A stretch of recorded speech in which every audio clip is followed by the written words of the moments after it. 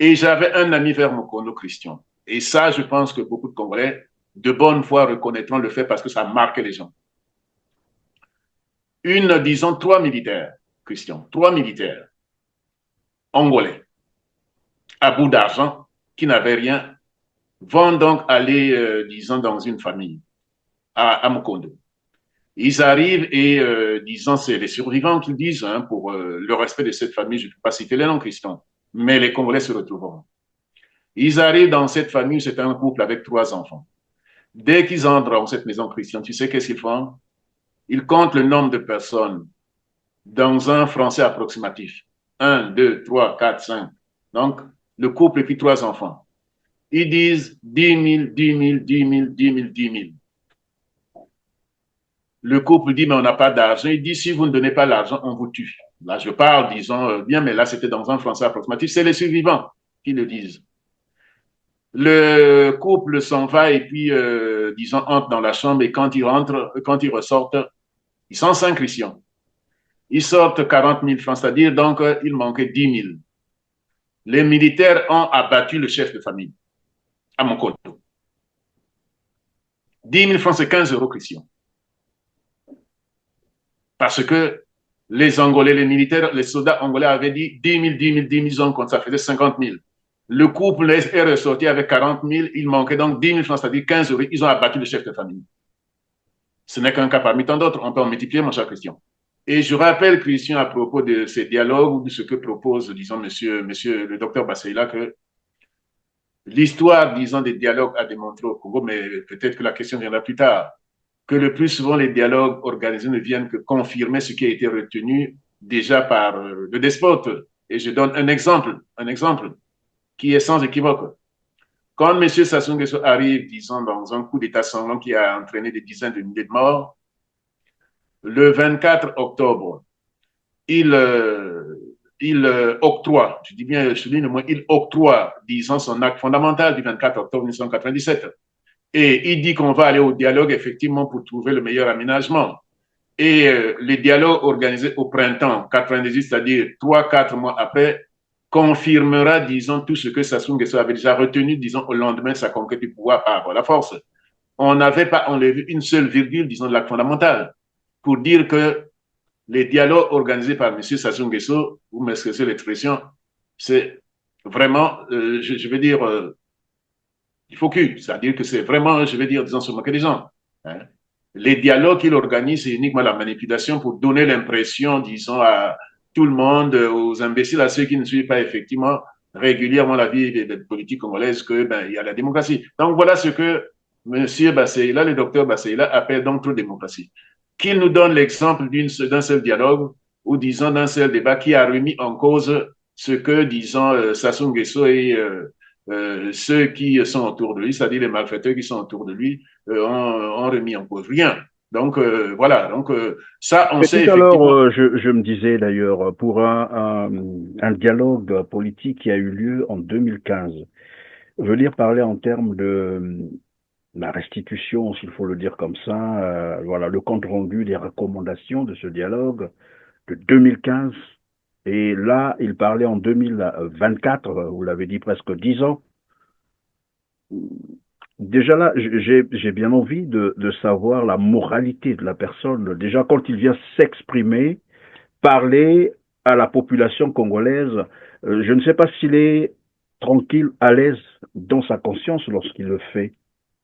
Puisqu'il est en mission commandée, Dans le contexte actuel, quel est le risque encouru par Antoinette Sassou Nguesso maintenant qu'elle devient une fugitive?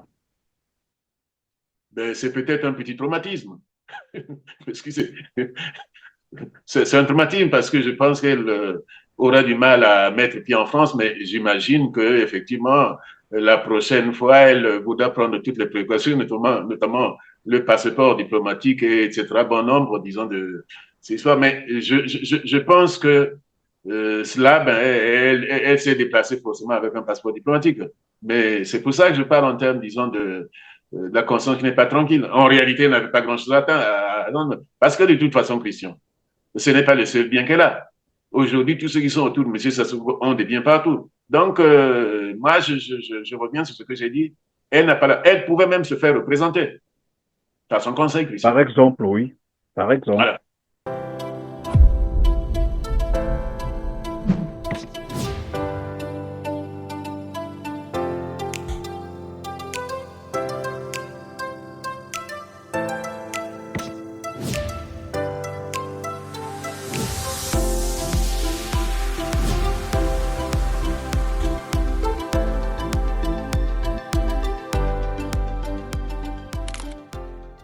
Bonjour, professeur Félix Bakoundampele. Bonjour, Christian Ferrand. Merci, diplômé des Sciences Po, enseignant, chercheur, juriste et politologue, consultant, constitutionnaliste. En tout cas, grand merci, professeur Félix Bakoundampele, d'être avec nous sur R7. Mesdames, Messieurs, fidèles internautes, merci de suivre Droit de Savoir et bienvenue à ceux qui viennent de nous rejoindre. La gouvernance publique au Congo-Brazzaville, on y revient, d'autant plus que le pavé avait été jeté dans la mare par Dominique Basseila, l'opposant controversé, conseiller de l'ombre de Denis Sassou Nguesso. Et depuis là, c'est le silence des cimetières. Était-ce un test pour voir la réaction de la classe politique ou de la population congolaise, ou pourquoi pas? Peut-être qu'ils attendent surprendre les Congolais à la dernière minute. Sinon, quel intérêt pour les propositions faites par Dominique Basseila? Une nouvelle élection présidentielle au Congo-Brazzaville avec Sassou Nguesso, quel intérêt d'y participer? Nous reviendrons également sur, bien sûr, le mandat d'amener d'Antoinette Sassou Nguesso qui a pris la poudre d'escampette à Paris le 4 mars dernier. Et nous pourrions terminer par le remodelage du monde, le grand basculement soufflé par l'arrivée de Donald Trump comme 47e président des États-Unis. Comment l'Afrique devrait s'y prendre pour décider de son avenir et ne plus se faire dicter. Voilà pour l'essentiel de ce qui va caractériser notre entretien aujourd'hui avec professeur Félix Bakoundampele. Encore bonjour mesdames, messieurs. Professeur, pour un dialogue qui s'est tenu à Sibiti, vous savez, en 2015, l'opposant controversé conseiller de l'ombre de Denis Sassou Nguesso, Dominique Basseila, a fait une sortie médiatique fracassante, il faut le dire comme ça, en mars 2024 pour, selon lui-même, rendre compte des recommandations du dialogue de Sibiti. Je rappelle ici à nos téléspectateurs que ce dialogue s'est tenu en 2015, donc il y a de cela bientôt 10 ans. Entre-temps, tout le monde sait qu'il y a eu une nouvelle élection 2021, donc mars 2021, après bien sûr celle de mars 2016. Alors, professeur, quel commentaire vous inspire d'abord la période choisie et le contexte? La période, c'est qu'on va vers les nouvelles élections en 2026, si tant est que ces élections pourront avoir lieu. Le commentaire que vous inspire, le contexte et la période choisie par Dominique Basseila pour faire sa communication. Et on reviendra sur, bien sûr, les points évoqués par ce dernier. Merci pour la question, cher Christian. Je vous avoue tout de suite que quand j'ai écouté, disant, c'est passé une interview, disant, ces paroles la première fois, j'ai cru un gag. Franchement. Vous venez de le rappeler, il s'agit là de ce qu'on avait appelé donc les conclusions du dialogue de Sibiti, c'est-à-dire en 2015. Et il vient les ressusciter 10 ans après, c'est-à-dire donc après deux élections présidentielles, l'élection de 2016 et l'élection de 2021. Et on va vers une autre élection. Ça confirme ce qu'on a l'habitude de dire localement à Brazzaville, que ben, en fait, chaque fois, ces personnes réchauffent les mêmes plats et puis viennent les représenter au Congolais. Franchement, Christian. Je ne sais pas On si est là étant face à un juriste, un docteur de surcroît, le docteur Basseila, un docteur en droit foncier intellectuel. à l'université de Limoges, que je connais un peu bien. Voilà. Donc, franchement, je tombais des nues. Bon, mais je ne sais pas s'il faut aller dans le fond. Vous avez parlé Vous du êtes en train contexte. de dire que ça vous surprend de lui? Non, ça ne me surprend pas, disons, de l'élite du PCT. Ils sont comme ça. Hein? Ils se caractérisent par l'incongruité. Ils se caractérisent par la bêtise. Ils se caractérisent toujours par, je vais dire, disons, la mauvaise foi. Rappelons quand même, cher Christian, qu'il y a 10 ans, nous avons parlé, effectivement, il y a 10 ans, c'est-à-dire donc en 2015, Aujourd'hui, c'est le docteur Basseila. Il y a 10 ans, 11 ans, c'était le professeur Mondoudou qui nous disait que partout il y a, disons, la limitation demandée, il y a des problèmes. Oui. Donc, quand j'écoute, on aura peut-être le temps d'expliquer, mais quand j'écoute, ce que je constate, c'est quoi? Le remède, disons, du docteur Bassela, comme celui du professeur Mendoulou, c'est celui du médecin qui, devant une fièvre intense, disons, de son patient, propose comme remède, effectivement, de casser le thermomètre. Autrement dit, ils sont totalement à côté, disons, du problème tel qu'il se pose. Voilà. On ne peut pas le dire autrement. Tout le monde connaît les problèmes du Congo, tout le monde connaît où est-ce que ça marche pas, tout le monde sait bon. Aujourd'hui, on a quand même une petite histoire, disons, soit de 60 ans, disons 65 ans de la vie politique congolaise, soit disons de près de 35 ans après ce qu'on a appelé donc, disons, la nouvelle ère démocratique, c'est-à-dire l'après la bolle. Donc, tout le monde sait à peu près où sont les problèmes, donc je ne sais pas, on m'avait posé la question sur le contexte. Le contexte est totalement, je vais dire, disons, biaisé. Et ben, s'il faut aller sur le fond, on ira question par question parce que il y aura tellement de Évidemment, choses. question par question, parce qu'au cours de cette conférence de presse, il a abordé plusieurs aspects. Je vais évoquer un tout premier, c'est le regroupement des partis en bloc idéologique, parce que, dit-il, il y a trop de partis au Congo-Brazzaville, et quelque part, on entend même dire trop de démocratie crée du désordre. Le peuple congolais a toujours milité pour une démocratie pure, une démocratie de l'ordre, car trop de démocratie entraîne le désordre et l'anarchie. Je ne sais pas qu'est-ce que ça veut dire concrètement. Trop de démocratie, que de désordre, il y a trop de partis. C'est pour ça que je vous dis qu'au départ, quand j'avais entendu, j'avais cru un gag. J'avais du mal à croire. Tout le monde reconnaît, tous les Congolais, mais également, disons, ceux qui procèdent des classifications au niveau international, que le Congo est une autocratie. Et lui, il trouve qu'il y a trop de démocratie. Je peux signaler, disons, plusieurs cas pour dire que le Congo n'est pas, disons, une démocratie, mais il y a au moins un aspect qui sort tout de suite aux yeux. Cher Christian, dans le monde et dans l'histoire, Monsieur Basseila, qui s'improvise politologue, peut-il donner un seul exemple d'une démocratie où 5 élections législatives et 4 élections présidentielles donnent le même résultat? Vous faites allusion à quoi concrètement? Aux élections qui ont lieu au Congo, c'est ça? Ben, je rappelle, Christian, que ça fait 5 élections législatives qui donnent toujours une chambre introuvable au Congo, c'est-à-dire une majorité écrasante, disons, du PCT. Ça fait 4 élections présidentielles où Sassou Nguesso est élu au premier tour. Monsieur Bassé, là, qui s'improvise politologue, peut-il donner un seul exemple dans le monde et dans l'histoire où disons 5 élections législatives, 4 élections présidentielles donnent le même résultat? Et il faut rappeler peut-être après avoir été battu en 1992 où il n'est même pas arrivé au deuxième tour. Et que Je le monde, rappelle à depuis ce qu'il qui est est revenu, tout le voilà. monde sait, parce que quand on le dit, ben, les gens auraient du mal à croire. Comment peut-on expliquer que quelqu'un qui a été battu dès le premier tour en 92 revient, je répète toujours la même chose, installé au pouvoir par des forces armées étrangères après avoir marché sur des dizaines de milliers de nos compatriotes et qui, quand il organise une élection, il la gagne dès le premier tour. Mais ça, on répète la même chose.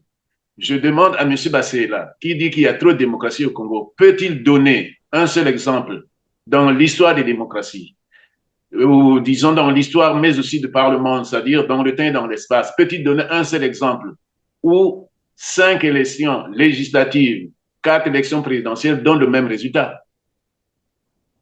Je rappelle, mon cher Christian, que la valeur d'une démocratie, c'est sa capacité à permettre l'alternance. C'est ça qu'on appelle la démocratie. S'il n'y a pas d'alternance, il n'y a pas de démocratie. Au Congo, Il y a depuis que aussi Sassou Nguesso est l'usure arrivé du au pouvoir pouvoir. ici, Il y a aussi, je disais tout à l'heure, l'usure du pouvoir, en ce sens que lorsqu'on a dirigé pendant 2 mandats, c'est très difficile d'être cher encore à Christian, mesure de gagner une élection. Mais là, ça, vous dites, ça fait partie des évidences. Ça fait partie des évidences. C'est pour ça que je dis qu'il n'y a aucun exemple dans l'histoire et dans le monde où 4 élections présidentielles donnent le même résultat. Quand je dis que M. Sassou Nguesso prend du plaisir à insulter les Congolais, c'est cela. C'est cela qui le. Mais on peut aller dans certains détails également, Christian. Les gens ne le savent pas.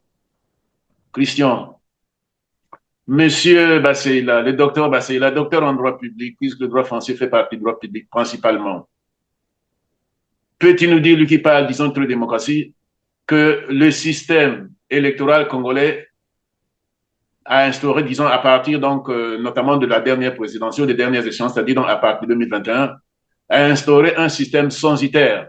Le système censitaire, c'est quoi? On l'avait trouvé en 1780, c'est-à-dire au sortir effectivement de la Révolution française. C'est un système où on retient que le principe selon lequel ceux qui sont démunis ne peuvent pas être élus. Les gens ne le savent pas. Mais je rappelle parce que tout juste le lendemain, disons, de dernière législative en 2022, j'avais été interviewé par par Vatican News, oui, Vatican News, qui me disait, est-ce que maintenant là, après la présidentielle, est-ce que le Congo peut maintenant sortir, disons, de certaines incertitudes? Je dis, mais détrompez-vous, madame. Et je lui avais donné que cet exemple-là. Le système congolais, disons, à partir de 2021, a instauré le système électoral qu'on appelle censitaire, qui signifie que pour être élu, il faut avoir de l'argent. Et je l'illustrerai comment. Nous savons, Christian, que jusqu'avant donc 1921, ben il fallait pour être élu comme, disons, pour candidater à la présidentielle, bon, je ne sais même pas quel montant, mais il était très, très limité. Mais le régime politique congolais a arrêté, disons, je pense, à 25 millions, hein, je pense, voilà. Il a arrêté à 25 millions de caution, oui. Non voilà, remboursable, à moins que vous arrivez au deuxième tour. Et là, on peut vous rembourser vos 25 millions. C'est 25 millions de francs CFA. 25, mais c'est-à-dire 38 000 euros. Et pour, disons, les élections législatives, c'était 100 000 francs CFA, c'est-à-dire 154 euros. Ils ont multiplié par 15, c'est-à-dire il faut 2 250 euros. C'est-à-dire donc, c'est ça, oui, donc 1,5 million. Tout le monde connaît le pouvoir d'achat des Congolais. Et j'expliquais justement à cette chaîne Vatican News que quand on connaît l'état de pauvreté des Congolais, rares sont ceux qui peuvent candidater aussi bien aux législatives qu'à la présidentielle. Et la preuve, je citais l'exemple effectivement de celui qu'on appelle le principal parti d'opposition, dont le secrétaire général disait clairement que il n'avait pas, disons, présenté des candidats, disons, dans plusieurs localités. Oui. Voilà. Parce qu'il y avait pas assez d'argent. Ça dit tout. Donc, Monsieur Basseila, c'est-à-dire vient nous sortir effectivement un argument qui va à l'encontre de la réalité connue par tous les Congolais. C'est-à-dire que rares sont les Congolais, c'est-à-dire qu'on se retrouvait, moi je parle des dernières législatives pour illustrer ce que je viens de dire. Au cours des dernières législatives, c'est-à-dire que rien que par le fait que, disons, près du tiers, disons, de circonscription, n'avait pas, disons, de candidats autres que les candidats du pouvoir. Donc, le parti au pouvoir était déjà assuré d'au moins, disons, du tiers, disons, des élus. Parce que, effectivement, c'est le système censitaire. Je répète pour la plupart, disons, nos compatriotes, d'autres personnes qui ne sauraient pas, le système censitaire, celui qui subordonne, effectivement, la présentation d'une candidature, disons, aux disponibilités, disons, financières. Nous avons le cas là. Ce système n'a existé que, disons, en 1789, disons, au lendemain de la Révolution française. Je sais, ils me diront que, ben oui, dans d'autres pays, j'avais entendu au Bénin retient cela. Mais c'est pas exactement la même configuration. Rappelons-le, le degré de pauvreté au Congo n'a rien à voir avec, disons, la situation de nos chers béninois. Voilà, donc rien qu'à parler de ça. Même le montant exigé pour la caution est un obstacle. Bien entendu, Christian. Combien de Congolais, je veux dire, quelle catégorie de Congolais peuvent présenter 38 000 euros, c'est-à-dire donc 25 millions, disons, 25 millions de francs CFA pour une candidature, tout en étant convaincu que ben, c'est le même candidat qui sortira vainqueur. Donc, officiellement et de manière, disons, résolue, c'est une façon, disons, effectivement, d'écarter, disons, les candidatures. C'est clair et net. Donc, c'est vraiment oser ce qu'il a dit pour ne pas dire que c'est unique. Voilà. Hein, il n'y a pas de démocratie au Congo. Il n'y a pas effectivement un système, disons, démocratique digne de ce nom. Et bien, donc, à partir de là, mais ça, nous n'avons plus qu'un seul aspect. On peut multiplier ce, mais j'ai toujours l'habitude de dire ceci, Christian. Oui. Aussi bien pour les élections l'élection qui, effectivement, je vais dire, l'un des critères de la démocratie, que pour le reste, disons, des aspects que l'on pourrait soulever, Monsieur Sassou Nguesso lui-même a dû donner la réponse pour dire que tous ceux qui parlent d'élection, principalement l'élection présidentielle, puisque c'est celle qui ont vu, c'est-à-dire dans une année, font une véritable escroquerie. Pourquoi? Je rappelle toujours, cher Christian, que quand M. Sassou Nguesso est dans l'opposition, en 97, alors qu'on est à 4-5 mois de la présidentielle, M. Sassou Nguesso, dans l'opposition avec M. Bernard Kolela, prend un mémorandum. Et qu'est-ce qu'il disait dans son mémorandum? Que l'élection présidentielle ne peut être organisée que par une force internationale. Le gouvernement en place n'a pas le droit d'organiser l'élection. M. Sassou Nguesso opposait cela à un président élu, ce qui n'est pas son cas. Puisque quand il arrive, donc effectivement en 87, tout le monde connaît les conditions dans lesquelles il est arrivé. Donc pourquoi il ne s'applique pas l'argument qu'il avait lui-même opposé au président élu, le seul élu, disons, depuis notre indépendance en 92? Pourquoi? Autre aspect, quand M. Sassou Nguesso, alors que la guerre qu'il avait initiée pour reprendre le pouvoir venait d'éclater, il donne une interview au journal français La Croix du 16 juin 1997. Qu'est-ce qu'il dit? Je le cite précisément. Pour que l'élection soit égale à tous, il faut que le président Lissouba redevienne citoyen candidat. C'est la condition. Il faut que le président Lissouba redevienne citoyen candidat pour que l'élection soit égale pour tous. Autrement dit et clairement, il soulignait que quand un président est installé, est établi, c'est-à-dire est au pouvoir et qu'il gouverne l'élection c'est une élection truquée. Lui-même le dit bien là. Donc, mon cher Christian, je rappelle à M. Basseyla que, ben, écoutez, il a un problème de mémoire. Voilà, il a un problème de mémoire. Donc, tout ce que j'ai entendu, que ce soit sur l'élection, ben, pour dire non. Christian, est-ce que l'élection présidentielle de 1992 avait été contestée? Non. Quand je dis que le remède que nous propose M. Basseyla, c'est celui du médecin qui, devant une fièvre intense, disons, de son patient, propose, disons, de casser le thermomètre, c'est quoi? Ben, c'est pour expliquer que qu'il y a les problèmes démocratiques, entre guillemets, puisque nous ne sommes pas en démocratique, les problèmes politiques au Congo sont connus par tout le monde, par là où M. Basseyla les trouve. Les partis politiques, parlons-en, Christian. J'ai déjà souligné plusieurs fois et c'est démontré que ce ne sont pas les partis politiques au Congo. Ce ne sont pas des entreprises politiques, ce sont des entreprises économiques. La meilleure preuve, Christian, c'est que ces fameux partis qui sont excessifs, disons, en quantité, ne s'animent que quand on approche d'une élection présidentielle.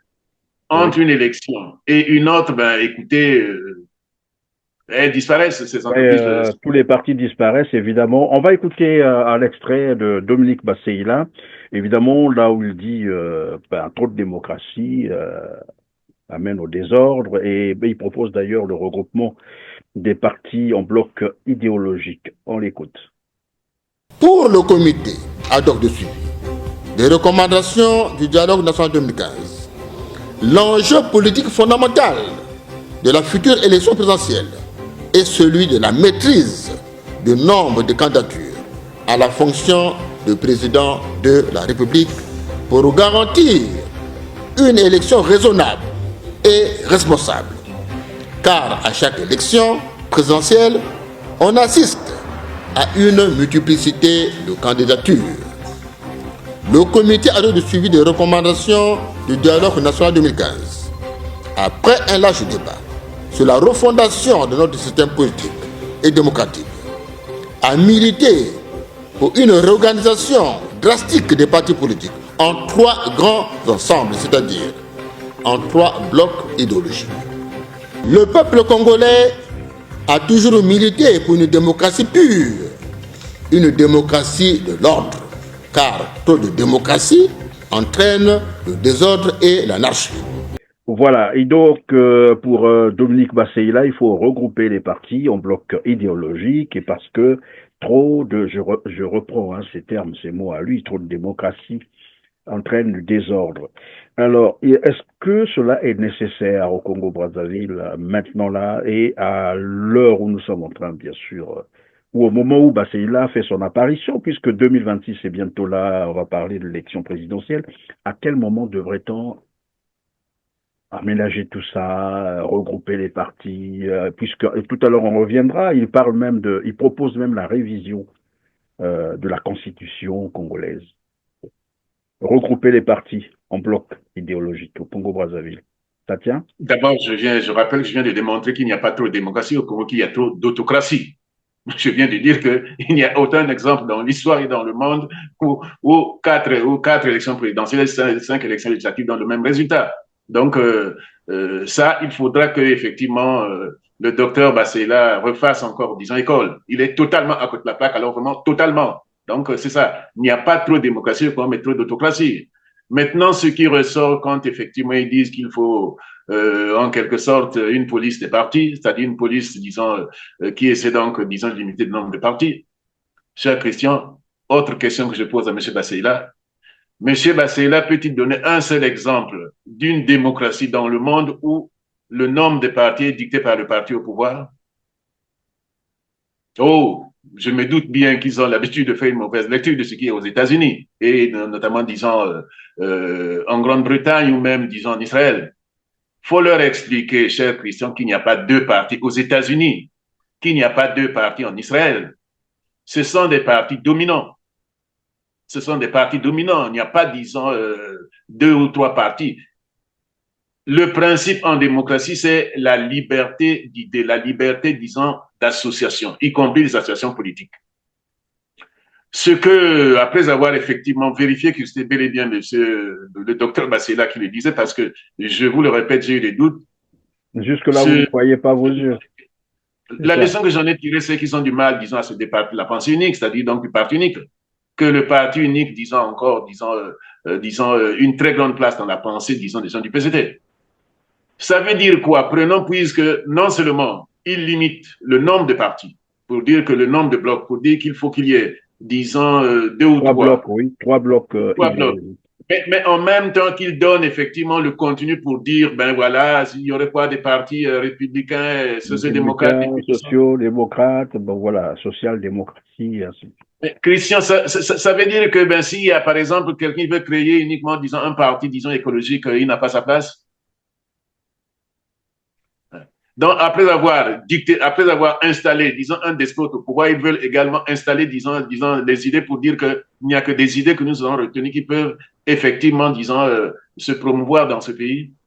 Ou peut-être lorsqu'il y aura des partis écologiques, ils vont encore réviser la Constitution, puisqu'ils en ont pris l'habitude de réviser la Constitution chaque année ou presque. Pour lui rappeler tout simplement que ce qu'il venait de dire confirme à ceux qui avaient encore des doutes que nous sommes dans un système dictatorial où effectivement le parti au pouvoir veut avoir la main mise sur tout. Voilà, c'est ça, c'est ce que ça signifie. Hein? Dans un régime démocratique, on n'interdit pas effectivement. Non, il y a, je veux dire, ce qu'on appelle effectivement des interdictions classiques pour dire effectivement un parti qui entretient la haine et tout, mais en dehors effectivement des interdictions, disons des limites classiques qui sont universelles. Eh bien, un parti en fait, des atteintes aux valeurs, voilà, républicaines. Tout à fait, exactement, aux valeurs, disons, universellement reconnues, effectivement, disons, donc, en dehors de ça, on ne peut pas, effectivement, ben voilà, donc, interdire, disons, un groupement ou un individu de former un parti. Il est libre de former. L'essentiel est qu'il se conforme, effectivement, disons, aux valeurs établies dans le pays. Donc, c'est la preuve qu'effectivement, jour et nuit, ces gens ne rêvent que, disons, la reproduction du système auquel, effectivement, ils ont été nourris et ils continuent à baigner, c'est-à-dire, effectivement, le système autocratique. C'est ce que ça signifie. On ne peut pas l'expliquer autrement. Alors, on en vient à la troisième proposition. Il s'agit de créer un poste de vice-présidence, c'est-à-dire par la révision, bien sûr, de la Constitution. Je rappelle que c'est une Constitution qui date à peine de 10 ans, c'est ça, puisque c'est en 2015, évidemment, qu'elle a été adoptée. Sinon, bon, j'allais dire, votée dans les conditions que tous les Congolais savent. Une Constitution qui a été imposée par le sang, par les armes, et maintenant il faut la réviser pour insérer le poste de vice-présidence. Est-ce que le Congo a besoin vraiment d'un vice-président? On peut aller plus loin. Est-ce que le Congo a besoin d'un président à la française, puisque c'est ce modèle-là, Christian, je ne le critiquerai jamais assez. Voilà. Aucune institution n'a entraîné autant de déboires, autant de crimes, autant de dérives que l'institution présidentielle. Bon, mais là n'est pas le débat, puisque je l'ai déjà dit, critiqué, écrit, disons, ailleurs. Non, on s'attendait à cela, Christian. Je vous rappelle qu'il y a une fois, quand effectivement, au lendemain, disons, de la mise en place, disons, de comment on appelle ça, disons, le poste du fils d'Assassin Nguesso. Oui, de l'Ecclésiastes Nguesso, c'est ça? Oui, son poste, c'est quoi? Ministre de Ministre quoi? des Affaires, comment on l'appelle ça? Non, de la coopération internationale. Voilà. Au lendemain de l'institution de ce poste spécifiquement taillé pour lui, on avait abordé cette question. Vous m'aviez posé la question de savoir qu'est-ce que ça pouvait signifier. Je vous ai expliqué que ça veut dire qu'effectivement, une machine qui en marche, qui consiste effectivement, disons, à faire émerger, disons, euh, le fils à M. Sassou Nguesso dans son rêve, effectivement, d'un pouvoir éternel, donc effectivement la succession. Et je vous avais répondu que, ben, franchement, on sait ce qui trotte dans sa tête depuis très longtemps. Il aurait pu faire comme a fait effectivement le président Obiangema, c'est-à-dire créer dans un poste de vice-président pour uniquement, je veux dire, disons, ne pas tourner autour du pot. Donc ça, on savait qu'on y arriverait. On y arriverait. Donc on y est. Donc je pense que Donc, pour... en sorte, vous êtes en train de dire, professeur, que lorsqu'on l'a nommé ministre de la coopération internationale, c'était une première étape et l'aboutissement, c'est de créer finalement un poste de vice-présidence, de sorte que, bon, là encore, on se pose encore la question comment ça va se passer, cette révision, est-ce qu'elle se fera au niveau juste du Parlement ou c'est encore un référendum où le peuple congolais va se prononcer. Bon, ça, on ne sait pas encore. Et donc, une fois le poste créé, c'est un coup d'État en préparation, c'est ce que je semble comprendre. Ça veut dire que si le tyran déclarait, par exemple, son indisponibilité, aussitôt, on remplace le vice-président, c'est ça. En c'était cas en filigrane. d'indisponibilité du président de la République, bon, disons du chef de l'État. Ouais. C'était en filigrane, Christian. Donc, quand monsieur, disons, Christelle Sassou Nguesso est hissé, et comme, disons, président du papa ministre de la coopération, je vous avais expliqué que c'est le super ministre des Affaires étrangères, puisqu'il y a une structure qui est créée où le ministre des Affaires étrangères devenait donc en quelque sorte, disons, le sous-ministre des Affaires étrangères, donc sous la houlette, disons, de monsieur Christelle Sassou Nguesso. Donc, je vous avais dit que non, c'est en filigrane, c'est ce qui se préparait. Et j'avais dit, pourquoi passer par des détours, pourquoi ne pas directement créer le poste de vice-président à la manière d'Obiangema, de telle sorte qu'effectivement, tout le monde sache, pour du moins pour ceux qui ne sont pas informés, exactement où est-ce qu'il voulait en venir. On y est. On y est. Et je rappelle, Christian, à propos de ces dialogues ou de ce que propose, disons, monsieur le docteur Basseila, que l'histoire, disons, des dialogues a démontré au Congo, mais peut-être que la question viendra plus tard, que le plus souvent les dialogues organisés ne viennent que confirmer ce qui a été retenu déjà par le despote. Et je donne un exemple qui est sans équivoque. Quand M. Sassou Nguesso arrive, disons, dans un coup d'État sanglant qui a entraîné des dizaines de milliers de morts, le 24 octobre, il, octroie, je dis bien, je souligne le mot, il octroie, disons, son acte fondamental du 24 octobre 1997. Et il dit qu'on va aller au dialogue, effectivement, pour trouver le meilleur aménagement. Et les dialogues organisés au printemps 98, c'est-à-dire 3-4 mois après, confirmera, disons, tout ce que Sassou Nguesso avait déjà retenu, disons, au lendemain de sa conquête du pouvoir par la force. On n'avait pas enlevé une seule virgule, disons, de l'acte fondamental, pour dire que les dialogues organisés par M. Sassou Nguesso, vous m'excusez l'expression, c'est vraiment, je vais dire, il faut que, c'est-à-dire que c'est vraiment, je vais dire, disons, se moquer des gens. Hein. Les dialogues qu'il organise, c'est uniquement la manipulation pour donner l'impression, disons, à tout le monde, aux imbéciles, à ceux qui ne suivent pas effectivement régulièrement la vie des politiques congolaises, que ben, il y a la démocratie. Donc voilà ce que M. Basseila, le docteur Basseila, appelle donc trop démocratie. Qu'il nous donne l'exemple d'un seul dialogue ou disons d'un seul débat qui a remis en cause ce que, disons, Sassou Nguesso et ceux qui sont autour de lui, c'est-à-dire les malfaiteurs qui sont autour de lui, ont remis en cause rien. Donc voilà, donc ça, on Mais sait tout à l'heure, effectivement. je me disais d'ailleurs, pour un dialogue politique qui a eu lieu en 2015, venir parler en termes de la restitution, s'il faut le dire comme ça, voilà, le compte rendu des recommandations de ce dialogue de 2015, Et là, il parlait en 2024, vous l'avez dit, presque 10 ans. Déjà là, j'ai bien envie de savoir la moralité de la personne. Déjà, quand il vient s'exprimer, parler à la population congolaise, je ne sais pas s'il est tranquille, à l'aise dans sa conscience lorsqu'il le fait. Puisqu'il a une mission commandée, il a une mission commandée, disons, cher Christian. Je Donc, vous ai il vient déjà expliqué. préparer, comme qui dirait, voilà, le terrain. Et une autre préoccupation, tout à l'heure, vous Je disiez rappelle, que, Christian, vous m'excusez de vous interrompre, je je vous rappelle en que prie. ce qui domine au pays l'élite congolaise, c'est le mercenariat. C'est ça, disons, qui domine. La grande lutte, la grande lutte auprès de l'élite congolaise, qui est autour de M. Sassou Nguesso, c'est les petits Marocains et puis, je vais dire, les sous. Il n'y a que ça. Il n'y a rien d'autre, Christian. Je vous rappelle une anecdote, cher Christian. J'ai eu la malchance ou la chance d'être en dehors du Congo quand des événements, disons, éclatent. Donc, en 97, j'étais parti du Congo un petit mois avant. Donc, le 6 mai 1997. Quand je repars, disons 14 mois après, en août 98, en août 98, Christian, quand j'arrive à Brazzaville, les armées étrangères, notamment les Angolais, tiraient sur nos compatriotes comme, disons, des petits lapins. Mais moi, j'ai regardé l'élite qui était autour. Toute l'élite n'avait à la bouche que le poste. Toute l'élite congolaise qui était sur place, du moins pour ceux qui n'avaient pas été avec le pouvoir, qui avait été, disons, renversé. Parce que ceux-là, effectivement, je vais dire, étaient dans des petits coins parce qu'il valait mieux, disons, ne pas se faire voir. Mais tout l'ensemble de l'élite ne parlait que de Marocains, de petits post-chrétiens. Alors Donc, qu'on tirait. pendant qu'on était en train de tirer sur les Congolais, Les armées on étrangères faisait sont là. Je tirer, vous raconte, eux, je peux vous raconter, ils disons, font. deux petits faits, disons, qui m'englacent les veines, qui ont fait que j'abandonne mon poste à Brazzaville, Christian. Parce que j'étais titulaire à l'université de Brazzaville. Quand effectivement j'arrive, disons, à la mi-août, précisément le 10 août, disons, 1990, Christian, je fais un tour au marché total de Bakoum. J'ai vu, disons, des soldats angolais tirer, disons, sur des compatriotes au marché total. Je me suis dit, c'est pas possible.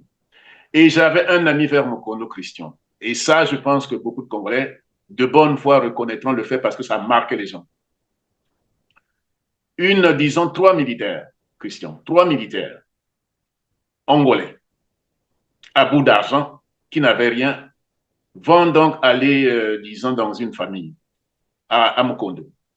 Ils arrivent et, disons, c'est les survivants qui disent, hein, pour le respect de cette famille, je ne peux pas citer les noms, Christian, mais les Congolais se retrouveront. Ils arrivent dans cette famille, c'est un couple avec 3 enfants. Dès qu'ils entrent dans cette maison chrétienne, tu sais qu'est-ce qu'ils font? Ils comptent le nombre de personnes dans un français approximatif. 1, 2, 3, 4, 5. Donc, le couple et puis 3 enfants. Ils disent 10 000, 10 000, 10 000, 10 000, 10 000. Le couple dit, mais on n'a pas d'argent. Il dit, si vous ne donnez pas l'argent, on vous tue. Là, je parle, disons, bien, mais là, c'était dans un français approximatif. C'est les survivants qui le disent. Le couple s'en va et puis, disons, entre dans la chambre et quand ils rentrent, quand ils ressortent, ils sont 5 Christians. Ils sortent 40 000 francs, c'est-à-dire, donc, il manquait 10 000. Les militaires ont abattu le chef de famille, à mon compte.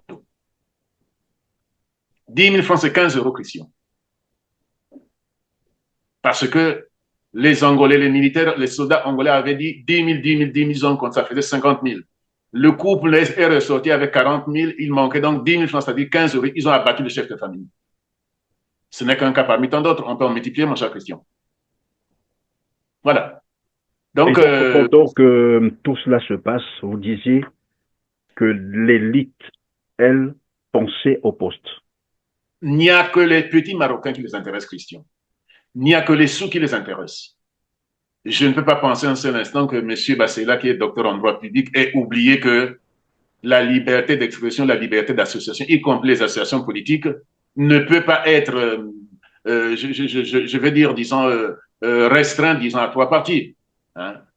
Qu'il n'y a pas la police, disons, des partis pour dire que, ben oui, le parti au pouvoir fixe les idéologies pour dire il y a telle idéologie, telle idéologie. Je ne peux pas penser un seul instant qu'il ait oublié cela. Je ne peux pas penser un seul instant que M. Moudoudou ait oublié que pendant 3 décennies, Ce qui était à l'origine, disons, des crimes massifs dans pratiquement tous les pays africains, c'était les partis politiques, c'était, disons, l'autocratie.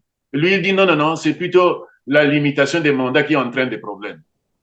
Cher Christian, un professeur de droit, disons, ne peut pas dire une telle sottise. Donc, ça montre exactement qu'est-ce qui les motive.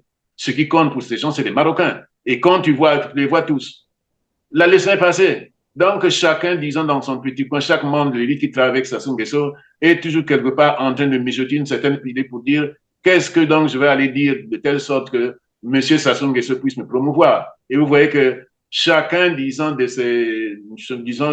chaque membre de cette élite, une fois qu'il est sorti comme ça, il est hissé. Donc, regardez mon petit doigt, dès qu'ils deviennent quoi? Ben, écoutez, ben, ils sont hissés à des postes juteux. Donc, il n'y a que ça qui compte. Le reste, ils s'en foutent, y compris leur formation. Parce que Christian, tous ces gens ils ont été des étudiants, disons, à des niveaux supérieurs, et je vais dire, disons, suivent les étudiants. On ne peut pas sortir de telle sottise et puis, disons, s'en sortir. Ce qui veut dire qu'ils se foutent de leur honneur, qu'ils se fichent, disons, de leur honneur et de leur formation, Christian. Il n'y a que les Marocains qui comptent pour eux et puis, disons, les sous. Voilà. Monsieur Bassela. Donc, si j'ai bien compris, la sortie médiatique, disais-je, fracassante, bien sûr, de Dominique Bassela, c'est une manière de formaliser ou de préparer un coup de force, un autre passage en force. Vous disiez d'ailleurs, vous rappeliez tout à l'heure que Denis Christian Sassou Nguesso a été nommé donc à ce poste de ministre de la coopération internationale, évidemment, pour se préparer déjà à prendre le poste, disons, la présidence, voilà, de la République du Congo. Et la preuve, et je posais d'ailleurs la question, pardon, professeur, s'il n'est pas déjà en train de gouverner le Congo. Parce qu'on le voit de plus en plus aller signer des accords, mais qui mettent même d'ailleurs le Congo en danger. Souvenez-vous de ces accords sur les terres, c'est-à-dire la cession des terres au Rwanda. C'est lui qui est allé signer ça, sans l'aval du ministre de la Défense. Sans, je ne sais pas si le ministre des Affaires étrangères était là. Bon, je l'ai vu lors de la conférence de presse tenue à Kigali, mais à la signature, il n'était pas là. Ni l'aval du Premier ministre. Donc, il est allé signer ces accords, seul, à sa guise d'ailleurs, alors qu'il est ministre de la coopération internationale. Et voilà pourquoi je posais la question de savoir s'il n'est pas déjà en train d'exercer les fonctions du chef de l'État. Christian. Et là, il faut le formaliser. Voilà, Bassela apparaît pour dire il faut réviser la Constitution, insérer le poste de vice-présidence, regrouper les partis en bloc idéologique, tenir un dialogue. En fait, c'est pour préparer tout ça. Christian, personne ne dira que nous sommes des voyants en disant cela. Tous les Congolais le savent que c'est ça qui s'est tramé depuis. Maintenant, quant au comportement, disons, du fiston qu'on vient de raconter, bon, frère Christian, c'est pas vous et moi qui avons créé l'adage tel père, tel fils. Nous avons dit plusieurs fois que M. Sassou Nguesso est arrivé au pouvoir en dehors du droit et de la démocratie. Il gouverne et se maintient en dehors du droit et de la démocratie. Donc, le fiston Sassou est fidèle à son père pour dire qu'il n'a pas besoin de textes, disons, pour effectivement faire ce qu'il veut faire. C'est inutile de revenir sur les pratiques qui sont les mêmes, c'est-à-dire le pillage, les pratiques antidémocratiques, je veux dire l'indécence, en un mot. Voilà. Donc, c'est inutile, on risque de nous reprocher, disons, de répéter la même chose. Voilà. Donc, tel père, tel fils, le fils de M. Sassou Nguesso est sur les pas de son père. Voilà. Donc, alors, professeur, vous avez dit tout à l'heure un autre dialogue au Congo-Brazzaville serait une escroquerie politique. Mais là, on va donc vers une élection présidentielle 2026. Quel intérêt pour ceux qui veulent y participer? Tout à l'heure, vous avez d'ailleurs rappelé comment expliquer qu'après 4 élections, le monsieur a toujours, les résultats. Ça donne le même résultat. Ce sont les mêmes résultats. Quelques chiffres là pour mettre tel chiffre ici, c'est pour dire qu'il y a une différence, mais ça donne le même résultat puisque M. Sassou Nguesso est élu au premier tour. Qu'au niveau des élections législatives, c'est toujours, disons, une chambre intégrale, c'est-à-dire, disons, des assemblées inondées par les députés du même parti. Et qu'en même temps, ils ont institué, je ne sais même pas pourquoi, c'était même pas nécessaire puisque les résultats sont toujours, disons, arrêtés bien avant. Avec généralement un score soviétique. Mais dire qu'il y a toujours, évidemment, des opposants qui y prennent part, c'est là le problème. C'est ce que je venais de dire, Christian. Le système en place a fait de telle sorte que toute l'élite, qu'elle soit intellectuelle, qu'elle soit politique, etc., n'a qu'un seul but, les sous, Christian. Les sous.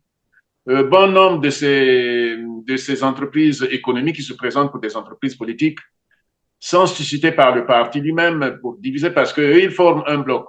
Donc, en multipliant les entreprises politiques, les partis politiques, qui sont en réalité des partis économiques, c'est-à-dire des entreprises, c'est-à-dire des gens qui viennent uniquement pour chercher de l'argent, ça permet de faire éclater l'électorat. De l'autre côté, c'est-à-dire donc en dehors des opposants, si on peut les appeler ainsi, parce que en réalité, dans un système autocratique, il n'y a pas d'opposants, il n'y a que des figurants. C'est ça qu'ils font. Donc, ça permet effectivement de donner l'impression que, ben oui, disons, le parti en place ne peut que gagner parce que l'opposition est divisée. Donc, voilà ce que veut insinuer le parti au pouvoir. Dire que non, l'opposition n'arrive pas, parce que, Christian, je ne cesse de répéter, là où effectivement, malgré la démocratie, pardon, malgré, disons, la dictature, l'alternance a pu se faire. Ça s'est fait comment?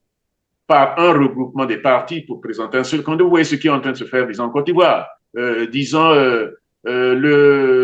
l'ancien parti donc de Houphouët-Boigny n'a rien à voir avec le parti, disons, de Madame, Madame Gbagbo. Voilà, ou disons, voilà, ça n'a rien à voir. Mais uniquement par stratégie, ils essaient de se réunir pour ne pas donner le prétexte au pouvoir de dire que l'opposition est divisée. Donc moi, je dis toujours, le problème, ce n'est pas de dire que, ben oui, non, non, non. Je connais les débats pour dire, oui, mais est-ce qu'il faut faire la chaise vide et tout? Je dis toujours ceci. Se réunir, présenter un seul candidat, enlève au pouvoir en place, qui présente toujours, disons, des chiffres falsifiés, de lui donner le prétexte que l'opposition était divisée et qu'elle ne peut que perdre. Et je l'ai donné une fois auprès, disons, d'un de vos confrères qui était venu me voir la veille de la présidentielle de 2021.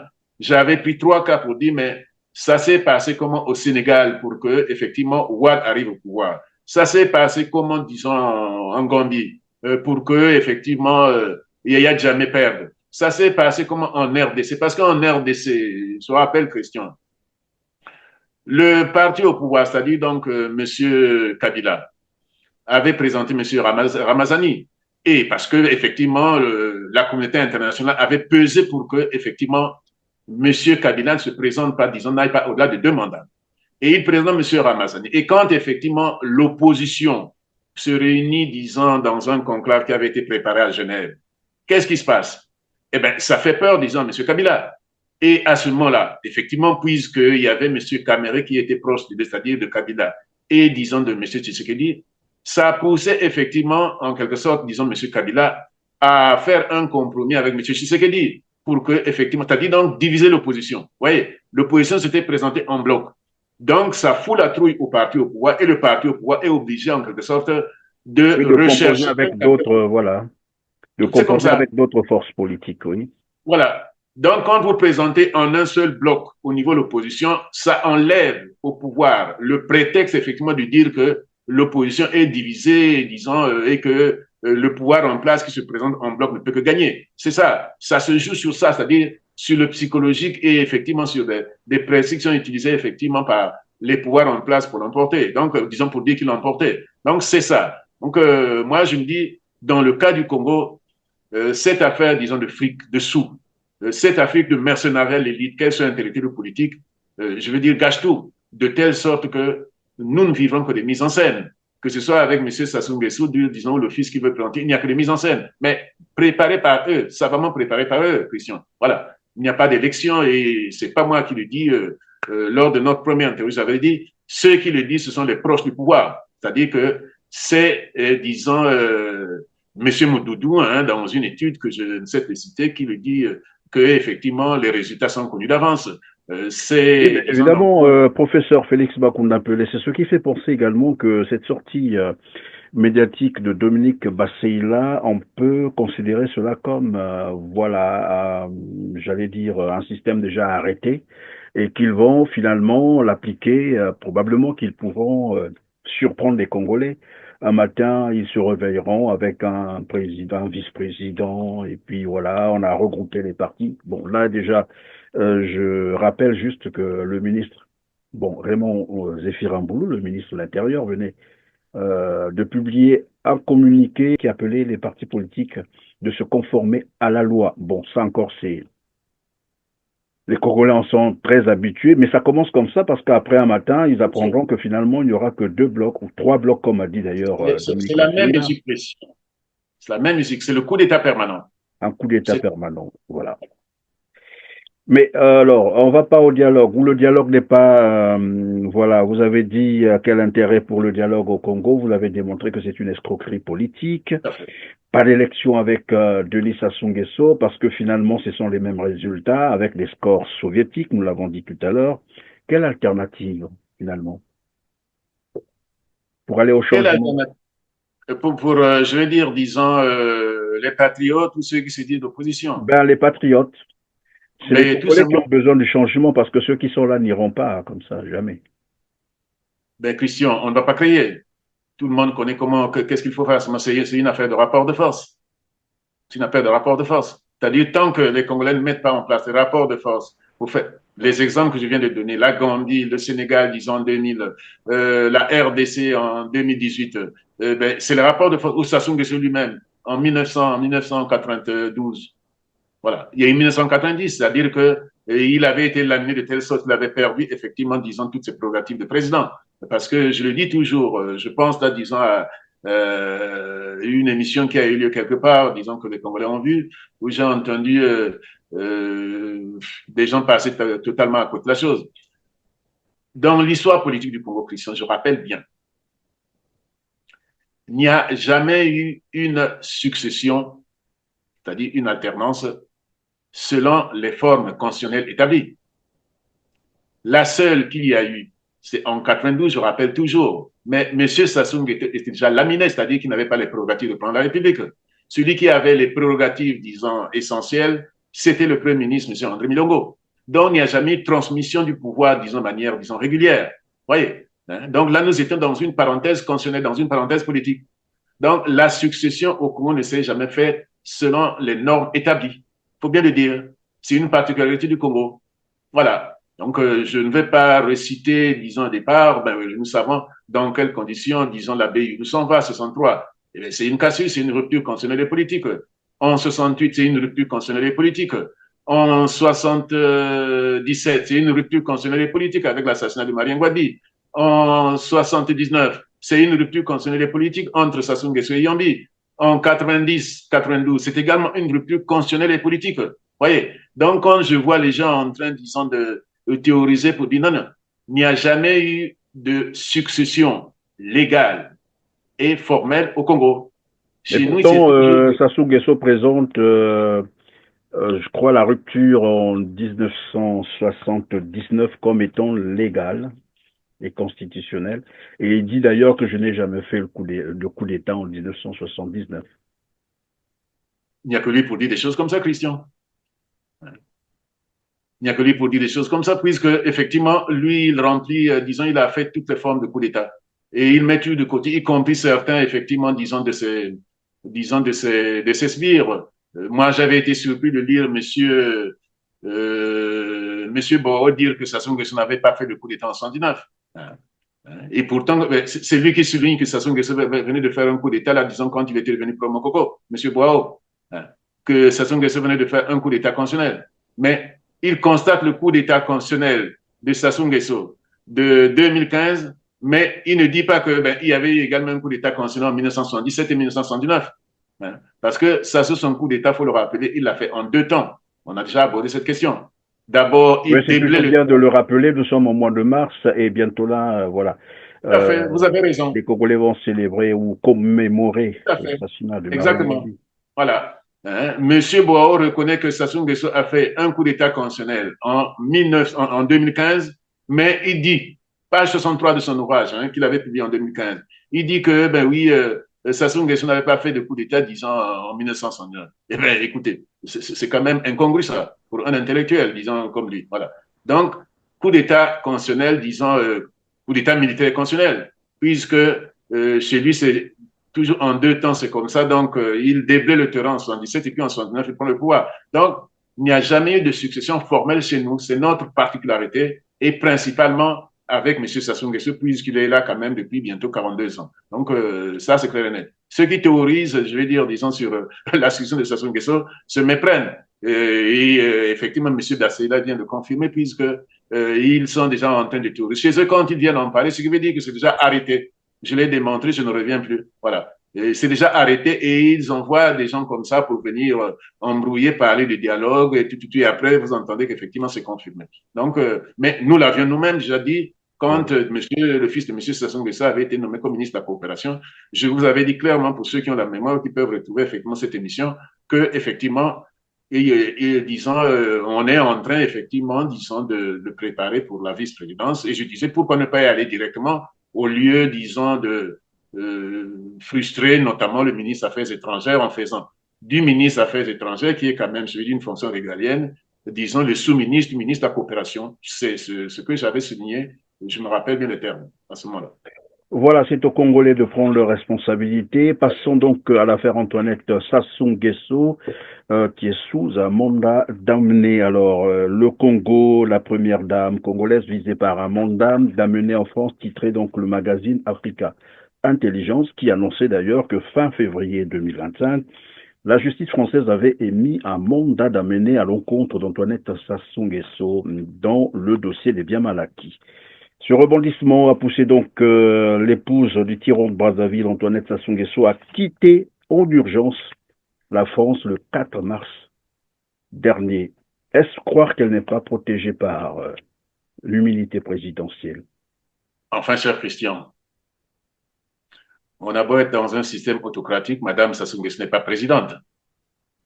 C'est l'épouse du chef de l'État du Congo. Elle n'est pas protégée. Madame Sassou Nguesso n'est pas protégée. La seule excuse ou la seule compréhension, la seule lecture légale que l'on peut faire, c'est si elle est accompagnée par son mari. Là, c'est différent.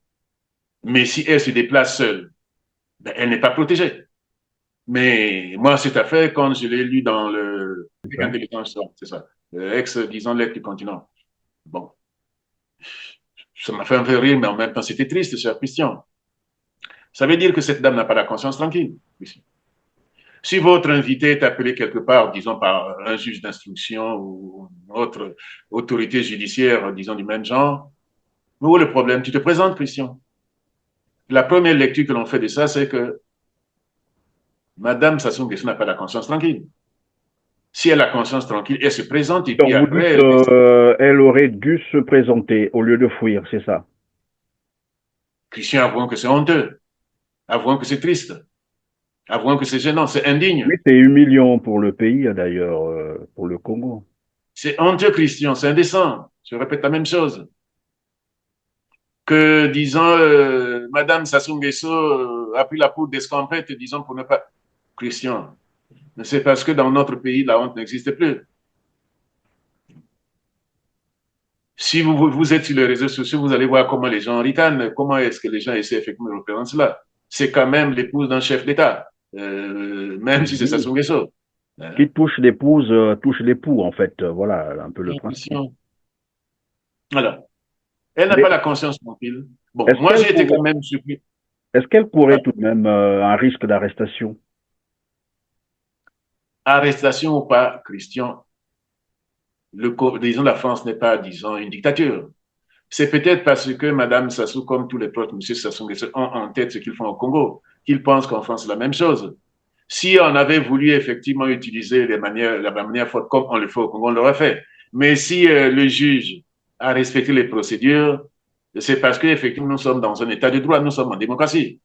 Madame Sassou n'avait rien à craindre, c'est pour ça que je dis qu'elle n'a pas la conscience tranquille, tout simplement.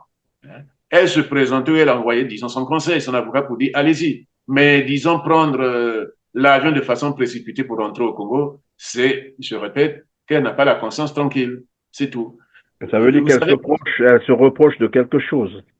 C'est ça. Vous savez, Christian, moi, j'entends beaucoup de choses sur cette affaire, disons, des biens mal acquis, des gens qui disent ceci, qui parlent en termes de pression, tout. Moi, j'ai déjà étudié cette affaire-là, disons, notamment quand elle avait vu le jour au départ. Quand les gens disent que c'est une pression, mais c'est la pression de qui, Christian? La pression de qui? Christian, je rappelle, sur cette affaire de bien mal acquis, que traditionnellement, les juges français ne s'en saisissaient pas. Et quand pour la première fois, le juge français se saisit de cette affaire de bien mal acquis, la réaction est venue des pouvoirs publics, c'est-à-dire que c'est le ministère public, la ministre de la Justice qui va faire appel pour dire que non, la justice française n'a pas à se saisir de cette affaire-là. Il faut bien situer les choses. Donc, contre le politique, parce que quand les gens disent pression, pression de qui? Ça ne peut être que du pouvoir politique, je suppose, puisque quand c'est des juges, on ne peut pas parler en termes de pression. Donc, la seule fois que le pouvoir politique français s'est saisi de cette affaire, c'était pour dire que non, la justice française n'a pas à la traiter. Et c'était Madame Rachida Dati, je me rappelle bien, qui était effectivement ministre de la Justice, qui avait fait appel de telle sorte qu'effectivement, cette affaire ne puisse pas être traitée. Et une fois qu'effectivement la Cour d'appel s'en est saisie, elle a annulé pour dire qu'effectivement, on ne peut pas traiter l'affaire de bien mal acquis. Et c'est l'association qui suivait l'affaire, c'est-à-dire pas qui va encore saisir la Cour de cassation pour de telle sorte qu'effectivement l'affaire, disons, puisse être traitée par la justice française. Et moi, je me rappelle, c'est à partir de ce moment-là que j'avais écrit ce petit billet, bien mal acquis participe du pouvoir mal acquis. J'ai expliqué quoi? À partir de cette décision du 9 novembre 2010, je me rappelle bien la décision de la Cour de cassation qui était une décision retentissante, qui reconnaissait effectivement la possibilité pour le juge, disons, français, disons, de traiter l'affaire des biens mal acquis. Donc, quand les gens disent, Christian, quand les gens disent pression, mais pression de qui? La seule pression ne peut venir que du politique. Or, je rappelle, la seule fois que le politique français s'est saisi, c'était pour dire que non, le juge français n'a pas, disons, à traiter l'affaire des biens mal acquis. Donc, je disais qu'effectivement, le pouvoir politique français fait plutôt des cadeaux, disons, au régime dictatoriaux. Maintenant, le juge, sauf si franchement nous-mêmes, je veux dire, on a perdu effectivement les repères. C'est bon justement que ce soit le juge qui tranche. Voilà, donc c'était pour vraiment une mise au point. La seule fois que le politique français s'en est saisi, c'était pas pour faire pression, mais c'est au contraire, c'était pour limiter le pouvoir du juge sur ces questions-là. Donc, on ne parle pas en termes de pression, ils ne pourront pas le justifier. Voilà. Donc, je me rappelle, dans le contexte actuel, quel est le risque couru par Antoinette Sassou Nguesso maintenant qu'elle devient une fugitive? Ben, c'est peut-être un petit traumatisme. Parce que c'est un traumatisme parce que je pense qu'elle aura du mal à mettre pied en France, mais j'imagine que effectivement la prochaine fois, elle voudra prendre toutes les précautions, notamment le passeport diplomatique, et etc. Bon nombre, disons, de ces histoires. Mais je pense que cela, ben, elle s'est déplacée forcément avec un passeport diplomatique. Mais c'est pour ça que je parle en termes, disons, de la conscience qui n'est pas tranquille. En réalité, elle n'avait pas grand-chose à attendre. Parce que de toute façon, Christian, ce n'est pas le seul bien qu'elle a. Aujourd'hui, tous ceux qui sont autour de M. Sassou ont des biens partout. Donc, moi, je reviens sur ce que j'ai dit. Elle pouvait même se faire représenter par son conseil, Christian. Par exemple, oui. Par exemple. Voilà. Elle pouvait contrôler la question comme ça. Mais au moins, si elle accompagnait, par exemple, son époux, là, elle ne court aucun risque parce que là, évidemment, le 26 mars, je crois, Denis Sassou Nguesso est attendu à Paris. Là, elle ne courra aucun risque. Si elle veut un peu narguer les juges, elle va venir avec son mari et puis dire que mais voilà, vous ne pouvez rien contre moi. Mais elle ne courait pas un gros risque. Là aussi, disons même, là où elle est partie précipitamment, elle est rentrée précipitamment au Congo. Voilà. C'est des questions de procédure, ça se résolvait très facilement. Voilà. Merci, professeur Félix Bakuna-Bello. On va passer au dernier volet de notre entretien aujourd'hui. C'est voilà le remodélage du monde par Donald Trump. Alors, depuis son arrivée, j'allais dire Trump 2, le monde bouge, l'Europe crie déjà à la trahison, et j'ai entendu évidemment certains médias européens dire Trump nous a lâchés, Trump nous a trahis. Mais dans tout ça, comment est-ce que l'Afrique s'y prend? Parce que finalement, nous sommes en train de vivre ou d'observer un basculement très important d'ailleurs, voilà, j'allais dire un bouleversement de l'ordre mondial. C'est une question importante que vous soulevez. C'est une question importante parce que il faut rappeler que chaque fois l'Afrique a toujours loupé le coche. L'Afrique n'a jamais été au rendez-vous. C'est vrai, on pourra dire, oui, notre histoire est encore courte, mais 60 ans, on n'est pas des mineurs. même pour un État. On est majeur, largement majeur. On est mûr. 65 ans d'indépendance ici. Et les Africains ont manqué tous les rendez-vous. Qu'est-ce qu'ils Christian, auraient dû faire concrètement qu'est-ce qu'on aurait dû faire? Qu'est-ce dans le qu'on doit contexte faire? actuel? Qu'est-ce qu'ils auraient dû faire tel que les choses basculent maintenant là? Mais Christian, quand je dis qu'on manque le coach, ce qui veut dire que depuis le départ, un auteur, disons français, que tout le monde connaît, disait l'Afrique est mal partie. Mais on n'était pas mal parti uniquement sur le mode développement, puisque cet auteur français, M. Dumont, pour ne pas le citer, parlait notamment du fait que l'Afrique s'orientait plus vers la bureaucratie que, disons, vers l'agrément. Voilà. Donc, je ne refais pas l'histoire. Christian, il faut rappeler le contexte des indépendances, pour bien comprendre. Le Congo, comme, disons, prenons l'Afrique francophone, mais on peut élargir à toute l'Afrique. Mais dans le cas de la France n'était pas préparée, disons, n'avait pas pensé donner les indépendances à ce moment-là. La France a subi les pressions des États-Unis et puis pas de la Russie, mais de l'URSS à ce moment-là. Le principe sur la base de laquelle on a accordé l'indépendance, c'est l'un des principes, disons, qu'avait déjà théorisé le 28e président des États-Unis, le président Wilson, dans les fameux 14 points, c'est-à-dire le principe d'autodétermination. Il faut toujours rappeler, Christian, pour bien comprendre que les États-Unis sont une ancienne colonie britannique. Oui. Donc, ils se sont battus pour arriver à l'indépendance en 76, le 4 juillet 76. Donc, quand le 28e président des États-Unis, le président Wilson, Woodrow Wilson, théorise donc le principe d'autodétermination, ça reste là, mais ce n'est pas appliqué parce qu'il ne le fait pas pour les États-Unis, mais il regarde le monde. Et quand il y a la Deuxième Guerre mondiale, Christian, que la France est occupée, je suis bien Christian, la France est occupée, et qu'elle est libérée notamment par les États-Unis et la Russie. La leçon que donnent ces deux grandes puissances à la France et au monde européen, c'est lequel? Vous avez vous-même vécu ce qu'on appelle l'occupation et, je vais dire, la violence. Vous devez libérer les colonies, Christian. Pour bien comprendre, effectivement, quand je dis qu'on est en train de manquer de coach. Donc, c'est les États-Unis, la Russie, ou disons plutôt l'URSS, qui font pression à la France pour qu'effectivement, à la France notamment, pour qu'effectivement, on arrive aux indépendances. Autrement dit, ces deux grandes puissances se présentent comme des puissances qui théorisent la liberté, Christian. C'est-à-dire qu'ils sont pour un droit international, peut-être pas encore, disons, ouvert à tout le monde, puisque les États africains n'étaient pas encore nés, officiellement, je vais dire, disons, du point de vue du droit international. Donc, Christian, je dis ceci. Quand aujourd'hui,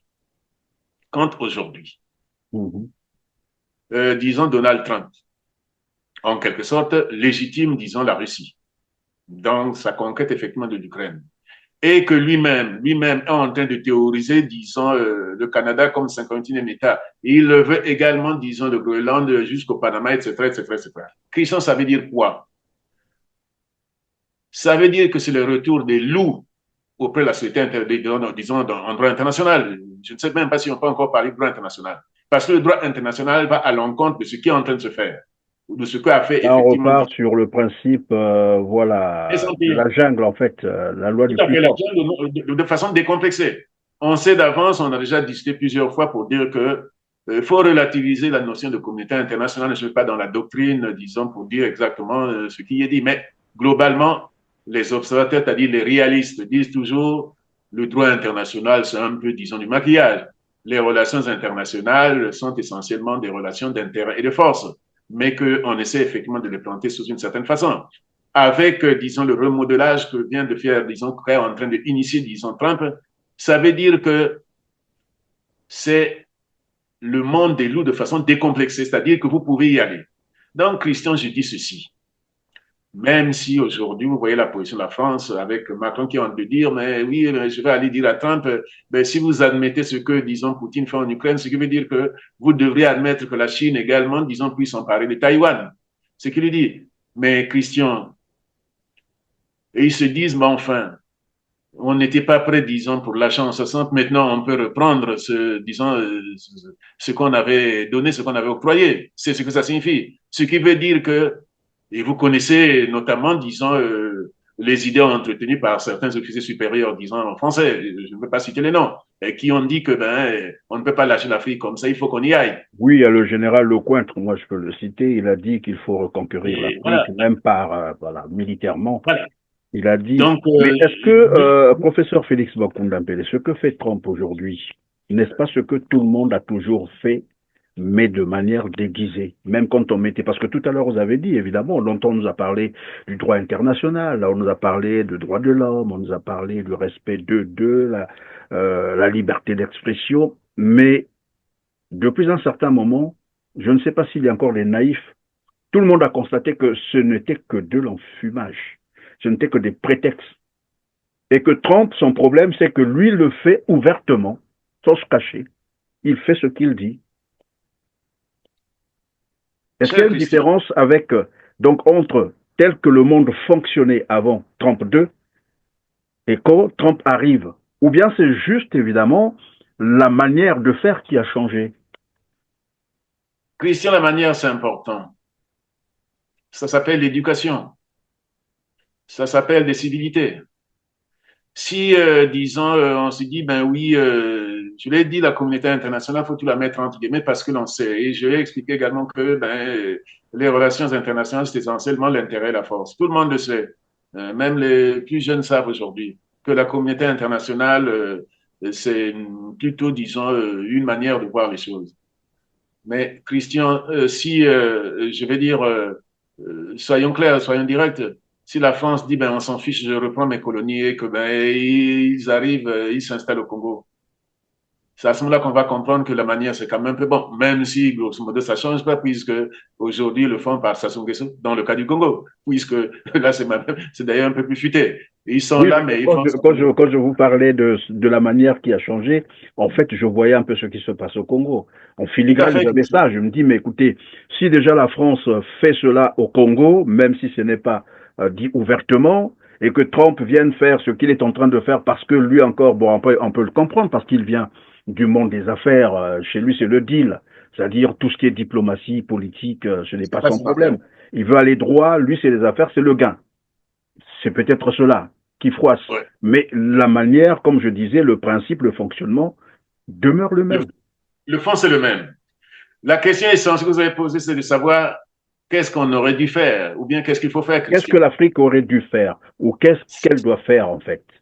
Ce que j'ai pu souligner, Christian, c'est que nos petits roitelets, vous me permettez donc la tautologie, parce que roitelet, c'est déjà petit, mais ça vaut bien la peine de dire les petits roitelets, ne pensent qu'au pouvoir.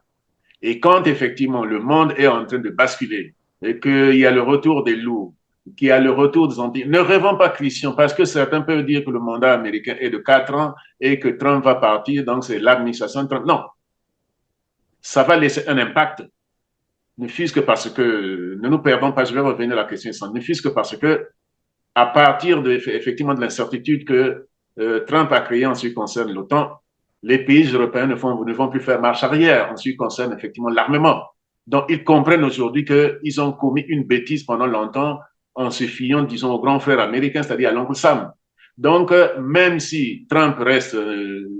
j'avais écrit un papier là-dessus, Christian, disons 4 jours après l'élection, disons, de Trump, que vous ferez passer. Je l'avais intitulé Trump, la tentation autocratique. Parce que Trump parle même d'un possible troisième mandat. Donc, pour dire à quel point, effectivement, il va plus loin. Bon, s'il Mais ne fait pas un troisième mandat, il peut préparer ses dauphins, c'est-à-dire Rubio qui est là ou l'autre. lui, c'est pas ça. Lui, non, non, non. Lui, c'est un homme fort. Donc, c'est classique. Préparer, disons, son, non, non, non. Lui, il parle, dans ce que je dis, disons, Trump, la tentation autocratique, vous le ferez passer pour ceux qui peuvent nous suivre. J'explique qu'il n'assoit pas son pouvoir, disons, sur le droit ni sur la démocratie. Il assoit son pouvoir sur Dieu, en disant que Dieu lui a sauvé la vie pour sauver l'Amérique, comme si Dieu n'était qu'américain et Dieu, c'est pas le monde entier. Bon, bref, revenons à l'essentiel, Christian. Je vais dire par là que les dirigeants africains, par rapport au remodelage qui est en train de se faire, commettent la même bêtise, qui est celle de dire de quel côté pencher Christian. C'est-à-dire toujours le parrain, c'est-à-dire toujours l'alignement, et pas seulement, disons, pour les dirigeants christians. Ça fait partie de nos pathologies africaines. Les Africains n'ont jamais pensé, disons, à se hisser en puissance, alors que moi, je me rappelle d'un auteur, disons, RDCien, qui écrit cet ouvrage, l'Afrique, disons, une puissance qui s'ignore. Même s'il parlait en matière économique, c'est une puissance qui s'ignore. Aujourd'hui, il y a en Europe, disons, les gens pour dire la même chose, notamment, disons, le président polonais qui a dit, mais enfin, mais l'Europe, disons, est plus peuplée que les États-Unis, qui est un État fédéral. Elle est économiquement potentiellement plus puissante que, disons, la Russie et les États-Unis. Pourquoi, effectivement, l'Europe ne s'est pas en puissance? Christian, ce que l'Afrique aurait dû faire et qu'elle n'a jamais osé faire, c'est qu'elle ne s'est jamais pensée en puissance. Elle ne s'est jamais pensée en puissance. Elle a toujours cherché à s'aligner. Mais ce n'est pas l'Afrique, elle. Mais qui allait penser à la puissance? Puisque vous dites qu'elle a toujours été alignée. Alignée, on peut comprendre parce que finalement, la plupart des régimes autocratiques qui ont été imposés en Afrique n'ont pas été installés par des populations ou des peuples africains. On sait comment ces régimes ont été placés en Afrique et quelle est leur mission. Christian, vous pensez que ce genre de régime pouvait penser à la puissance de l'Afrique? C'est ce que j'ai dit, Christian, nous disons la même chose, ceci explique cela. Christian, ne revenons pas sur les thèses de Nkrumah. L'Afrique doit s'unir, l'Afrique must unite, comprends? Bon, donc, lui, il est théorisé pour dire que, j'ai déjà cité la phrase, si l'Afrique ne s'unit pas, elle sera obligée de se vendre, disons, pour des cuillères à café. Tout le monde connaît, disons, Edem Kodjo, l'un des premiers secrétaires, en ce moment-là, on l'appelait déjà secrétaire général, disons, de l'OUIA, ça s'appelle encore l'OUIA, dans un ouvrage intitulé, disons, Et demain l'Afrique. Il disait que l'Afrique doit penser la puissance. Et pour penser puissance, il faut nécessairement penser à une force armée, même si on ne peut pas le faire du jour au lendemain, mais il faut que celle-ci soit initiée. Sinon, elle ne pourra rien le jour où elle comprendra qu'effectivement, il sera trop tard. Donc là, je vous cite deux. Mais moi-même, j'ai l'habitude de dire ceci, Christian. L'Afrique, c'est comme une belle femme qui ne se doute pas effectivement de ce qu'elle est et qui se promène, disons, en pleine nuit en se doutant pas que il y a effectivement, je vais dire, disons, un risque qu'elle court. C'est ça. Donc, Christian, on ne peut pas être doté comme l'est l'Afrique et puis continuer à penser que, ben oui, moi, si vous voulez, je... Oui, mais professeur Félix Bakounda Pelé, parce que lorsque nous parlons de l'Afrique, c'est une cinquantaine de pays. L'Afrique est plurielle. Or, généralement, lorsqu'on parle d'Afrique, on a l'impression qu'on parlait d'un pays. Aujourd'hui, nous voyons, et moi je l'ai rappelé, nous découvrons finalement le poteau rose au niveau de l'Europe, au point où les Européens, je l'ai dit tout à l'heure, déclarent que l'Amérique nous a trahis, nous a lâchés. Et vous avez même rappelé que maintenant, là, ils s'activent pour une Europe de la défense. Donc, on a compris que même l'Europe, en fait, n'était qu'un petit, comme qui dirait, un tigre en carton, en fait. Peut-être pas, Christian. Oui, peut-être pas. Je vais terminer mon idée. C'est là où je reviens sur l'Afrique. L'Afrique qui est plurielle parce que lorsque nous parlons de l'Afrique, après, il faut qu'on arrive probablement à circonscrire de quelle Afrique on parle et comment cette Afrique allait s'y prendre. Si on prend par exemple, prenons le cas de l'Afrique, la zone, j'allais dire Afrique centrale encore, ou bien peut-être les pays africains, voilà, les anciennes colonies françaises. Là, on circonscrit l'affaire. Mais si on prend l'Afrique dans sa globalité, ben naturellement, notre analyse risquerait d'être biaisée. Et là, donc, je pose la question, qu'est-ce que, par exemple, l'Afrique francophone, pour ne pas dire les anciennes colonies françaises, aurait dû faire pour construire une Afrique de puissance, dans le contexte que nous connaissons? Christian, je rappelle que les États-Unis aujourd'hui, c'est 50 États. Au départ, c'était 13 États. Oui. Donc, il y a eu un fédéralisme qu'on appelle, disons en termes techniques, un fédéralisme par agrégation. C'est-à-dire que les États sont venus s'agréger pour créer une force. Voilà. C'est pas du jour au lendemain que c'est devenu 50 États, c'est progressivement. Oui, mais il y a Quand eu un on voit, début. Il y a eu un début bien quelque sûr, part. Ils ont été aidés. Je me rappelle encore le quand la débat, France aide un peu, voilà, les Américains à sortir.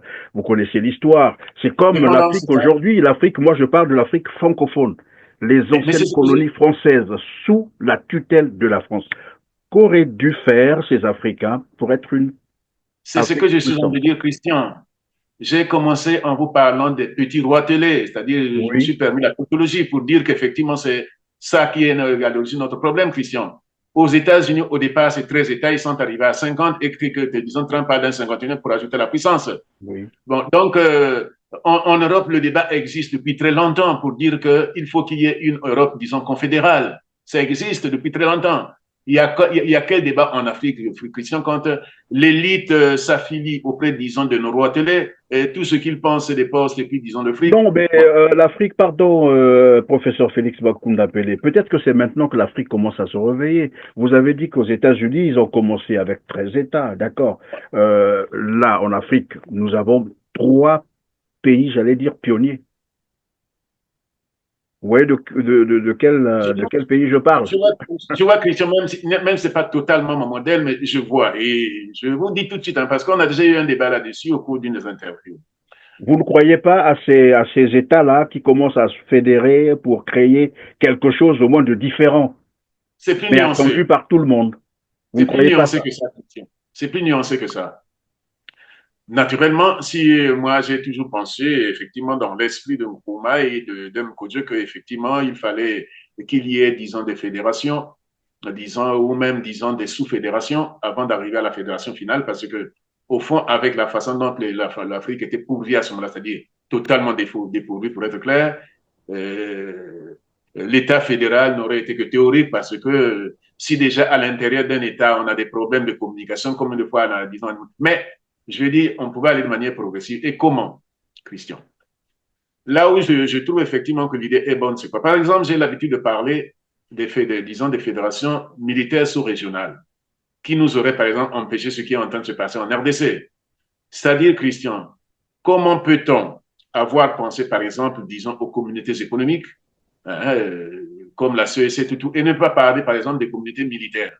On pouvait également parler, il pouvait, par exemple, y avoir une communauté militaire, disons, d'Afrique centrale, ce qui ferait qu'on aurait une armée d'Afrique centrale, il y aurait une armée d'Afrique de l'Ouest et il y aurait une armée d'Afrique postale, etc. Et ça empêcherait, par exemple, ou bien ça limiterait les problèmes de voisinage qui créent des problèmes, Christian. On n'aurait, par exemple, pas vécu effectivement ce qui se passe en RDC. Voilà, donc, qu'est-ce que je veux dire par là?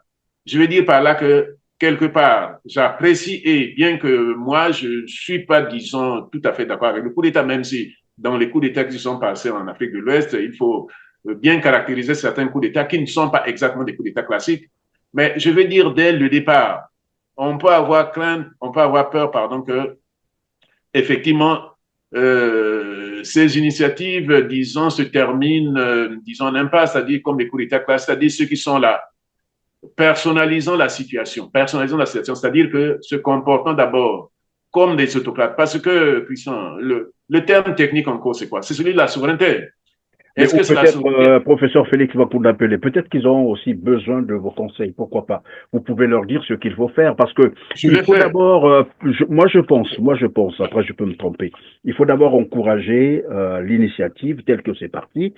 Lorsqu'on parle de l'Afrique qui n'a pas pensé à l'Afrique de puissance ou l'Afrique, comment on appelle ça, les communautés militaires ou de défense en Afrique, je vous ai dit, ça peut se comprendre parce qu'en ce temps-là, l'Afrique, c'est quoi? Ce sont ces régimes Dominé autoritaires par la puissance installés occidentale. par les puissances coloniales. Je vais terminer.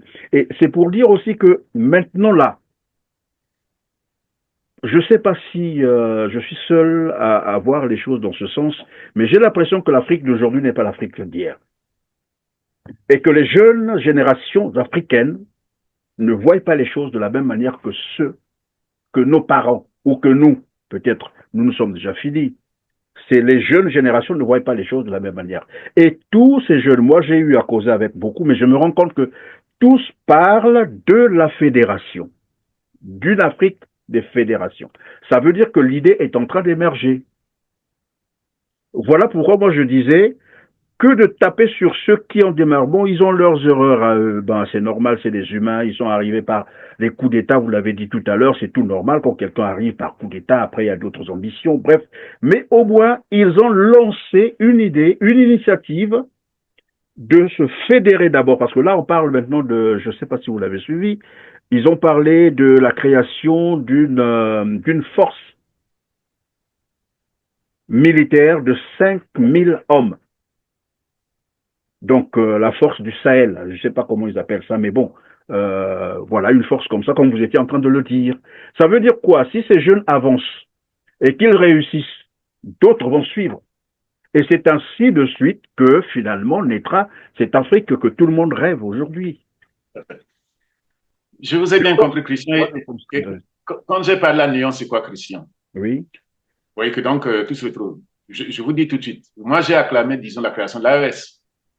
Mais quand je dis que c'est nuancé, c'est quoi? C'est-à-dire que notre défaut, parce que c'est ça, Christian, et vous avez raison de dire qu'il y a une nouvelle génération. Mais le problème, c'est lequel? Et que la nouvelle génération ne pense pas comme les anciens. C'est que nous avons un peu du mal à tirer les leçons du passé. Les leçons du passé qu'on peut tirer, c'est lesquelles? C'est que, Christian, nous avons souvent du mal à structurer ce que nous voulons structurer.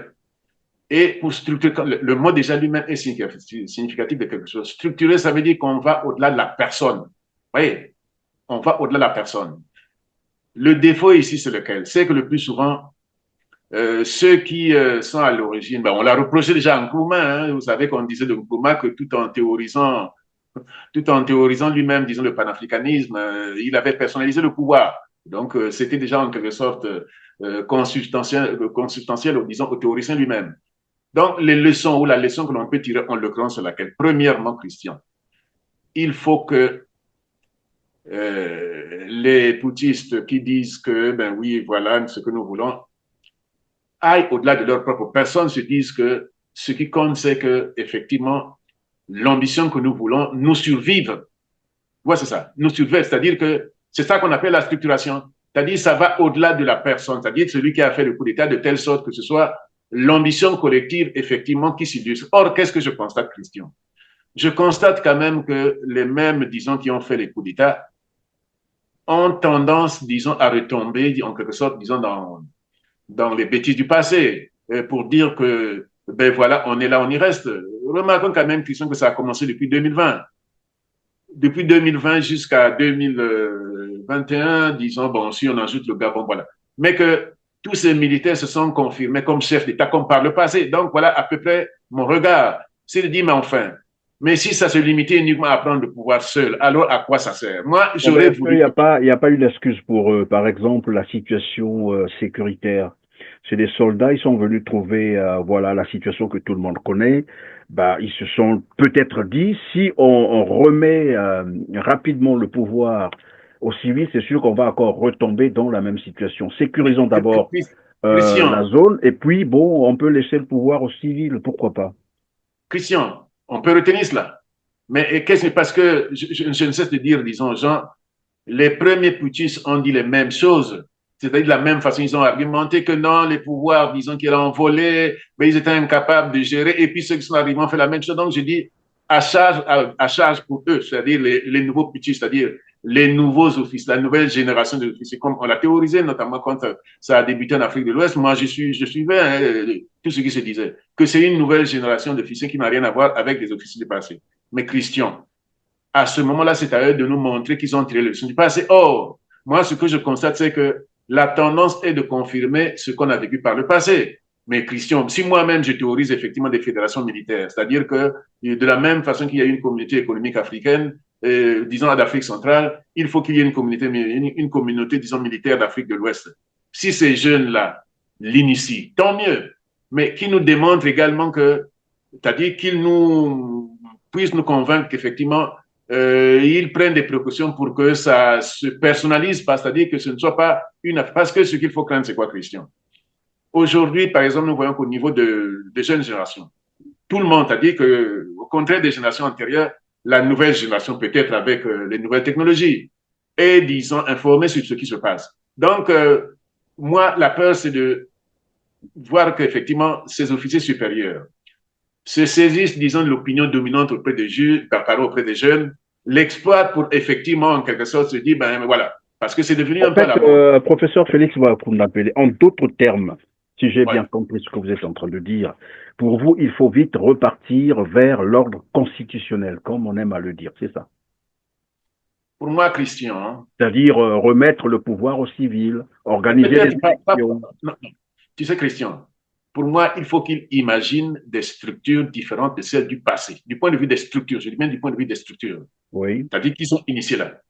Quelle est la différence entre, par exemple, les constitutions qu'il nous présente et puis les constitutions du passé? Parce que moi, j'ai toujours dit, Christian, je reviens à mon idée de départ. Moi, je suis toujours allé de l'idée que le poisson africain, c'est le chef de l'État. C'est ça.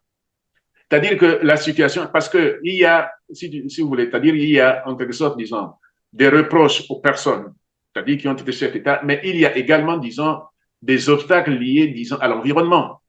Et cet environnement, notamment l'environnement institutionnel, fait que le chef de l'État, disons, à un moment ou à un autre en Afrique, finit par retomber effectivement, disons, dans les mêmes reproches.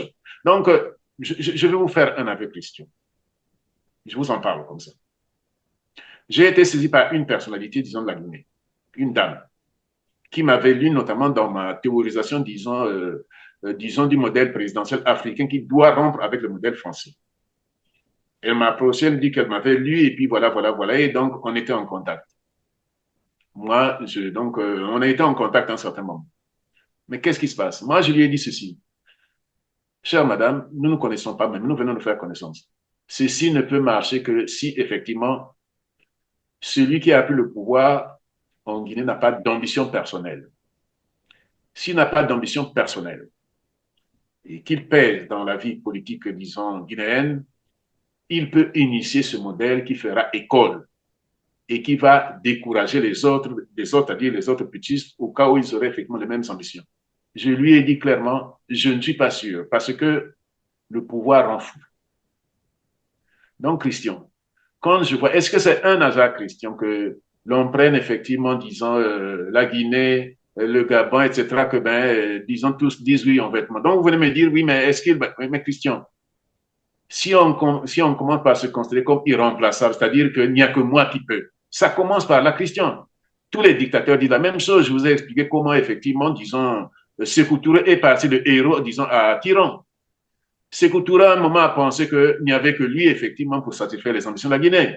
Nkrumah, c'est la même chose. Nkrumah qui a théorisé, effectivement, bon, mais disons. là encore, peut-être qu'il faille bien qu'on ait connaissance des textes qui sont en train de préparer, mais ce que je sais, bon, souvent nous avons aussi des entretiens comme ça avec des amis qui sont au Mali, au Burkina et autres, qui nous disent, mais non, c'est que ce que je venais de vous dire tout à l'heure, leur problème, c'est de sécuriser d'abord la zone, c'est-à-dire le Sahel, et quand ils ont sécurisé, ils passent aux élections, mais ils vont partir. Bon, ils disent que ça, au moins, c'est la chose la plus sûre. Après, ils prennent même l'exemple, ils disent, mais écoutez, mais vous ne voyez pas le modèle français quand on vous parle du général de Gaulle. Général de Gaulle est parti. Ben, évidemment, il est parti après avoir mis de Non, l'ordre, bien entendu. Mais les contextes ne sont pas les mêmes. Moi, je vous ai parlé du terrorisme, hein, la situation sécuritaire au Sahel, en connaissance. Avec les civils, c'était quoi? On a bien organisé les élections, vous le savez, il y a eu évidemment des élections qui étaient organisées, mais on retombait dans le même cycle. Et les jeunes soldats ont compris qu'il y avait quelque chose qui ne marchait pas. Ils se sont dit, ok, on prend le pouvoir, on sécurise nos pays, et puis à ce moment-là, on remet le pouvoir aux civils. Est-ce que ça c'est mauvais de réfléchir comme ça? Parce que moi j'ai l'impression qu'on commence à leur faire des procès d'intention aussi. Christian, Attendons voir jusqu'où ils vont arriver. Dès lors qu'ils se sont déjà fédérés, ils ont créé déjà la communauté de défense ou militaire, dès lors qu'ils pensent déjà à créer une monnaie unique, ils ont déjà créé une zone franche. Moi, je pense qu'ils sont en train d'avancer. Ce ne sont même pas les têtes de ces personnalités ou de ces poutistes qui devraient compter. C'est plutôt ce qu'ils sont en train de mettre en œuvre. Et ça, c'est palpable, c'est touchable, c'est vérifiable. Christian, si vous me laissez parler. Enfin, oui, je vous laisse parler. Je dis ceci. Est-ce que nous devons-tu attendre que les choses arrivent pour dire que, ah oui, mais c'était, disons, prévisible? Je dis ceci, Christian. Par exemple, ils créent des fédérations militaires. Et ils peuvent, par exemple, dire, effectivement, puisque, disons, la crainte, c'est la sécurité, mais ces fédérations civiles leur permettent effectivement de garder le pouvoir sur eux. Christian, je rappelle que il y a dans ce monde des États qui n'ont pas d'armée. Donc, il pouvait dire, il y a des problèmes de sécurité qui se posent, par exemple, dans notre sous-région. Il y a même, disons, les risques de rechuter dans la France-Afrique, c'est-à-dire le fait que l'ancienne puissance coloniale mette effectivement main basse sur le pays. Donc, elle a déjà annoncé ça, oui. Oui, par exemple. Et donc, ils peuvent dire, bon voilà, la structure maîtresse dans nos pays, dans nos États qui sont fragiles, ça reste l'armée. Donc, ils peuvent dire, on garde le pouvoir militaire, mais on laisse le pouvoir civil. C'est Et là, faisable, je suis Christian. d'accord avec vous, oui. C'est ce que je suis en train de dire, c'est-à-dire, tirons les leçons du passé pour dire, ne représentons pas la même chose. On ne peut pas chaque fois, Christian, mettre tous les œufs dans le même panier pour dire que non, il est président, il est militaire, il a le pouvoir civil, il a toutes les manettes du pouvoir. Ça ressemble au passé. Donc, moi, je dis, ne renions pas le passé. Le passé nous permet à peu près, disons, d'envisager, d'anticiper ce qui peut se passer. Or, là, les militaires disent, non, non, non, faites-nous confiance. Nous, on n'a plus le pouvoir pour sauver les choses, mais on reste militaire, on a le pouvoir, toutes les manettes du pouvoir, et puis c'est comme ça. Non, Christian, ça s'appelle la naïveté. Donc, moi, je vous ai dit, j'ai salué effectivement la création de l'AOS. Je l'ai salué. Mais je me suis dit en même temps, oui, c'est bon, mais est-ce qu'ils ont dépersonnalisé? C'est-à-dire, est-ce qu'ils ont structuré?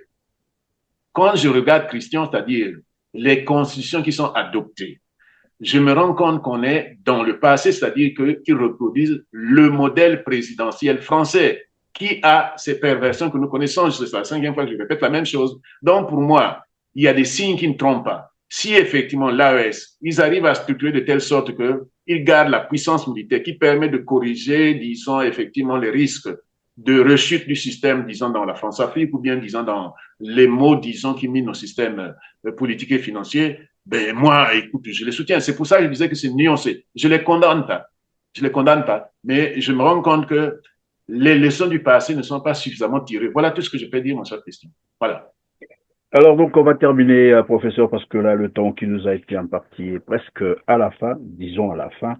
Je vais vous laisser les quelques secondes qui restent pour conclure. Que doivent faire les Africains pour ne pas rater ce nouveau courant qui est en train de naître devant nous d'ailleurs, ce basculement du monde, le nouvel ordre mondial qui est en train de naître. Que doivent faire les Africains pour ne pas continuer à subir, pour être désormais à la table, comme qui dirait, et non continuer à être au menu? Oui, Christian. Bon, l'adage dit, il vaut mieux tard que jamais, Christian. Mais en même temps, j'ai peur de prêcher dans le désert. Il y aura ceux qui vont toujours retenir, même s'ils ne sont pas au pouvoir. Donc, c'est pour dire ceci, Christian. À la tête de nos États, c'est encore des roitelets.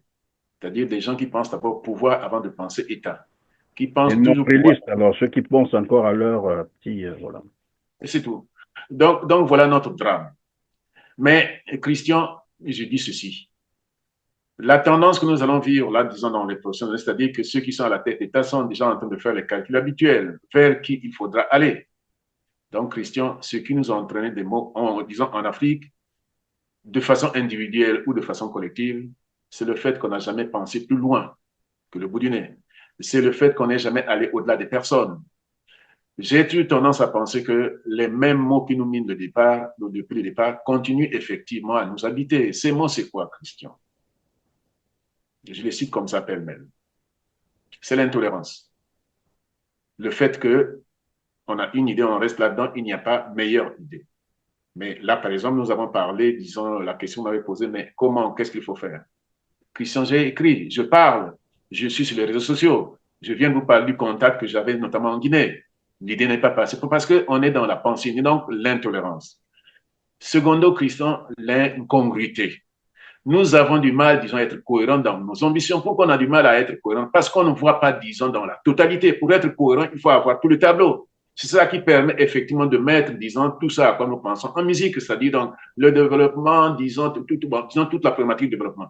Mais ça, pour le faire, effectivement, il faut voir grand, il faut voir large, il faut voir tous les aspects. Ça fait que de temps en temps, nous sommes dans l'incongruité. On ne voit pas plus loin que le plus loin, disons, plus loin que le bout de notre nez. Et ça fait que on faisait ceci et c'est en contradiction. Quand vous prenez l'AES, comme je viens de le dire, vous trouvez cette incongruité-là.